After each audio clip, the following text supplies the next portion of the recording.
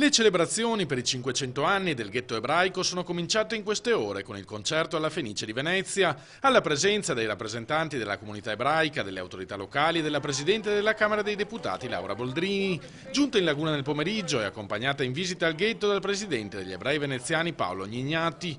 È una ricorrenza che parla di storia, religione e inclusione nel nostro tessuto sociale, ha commentato Boldrini, e di comunità che si sono incontrate nel rispetto delle loro tradizioni. Io penso che la giornata di oggi voglia dire una cosa molto chiara: si può avere la propria religione, la propria identità senza venir messi da parte. Ecco, senza mettere queste persone in condizioni di soffrire, di sentirsi diversi. Noi dobbiamo conoscerci tutti e rispettarci e fare in modo che si possa vivere insieme bene tutti, specialmente al tempo della globalizzazione, dove se non si fa questo si rischia tanti piccoli ghetti e non è questa la società che vogliamo. Gli appuntamenti ufficiali per la commemorazione del primo ghetto d'Europa, nato con un decreto della Serenissima il 29 marzo del 1516, erano cominciati in mattinata con l'incontro tra il sindaco veneziano Luigi Brugnaro e l'ambasciatore israeliano Naor Gilon.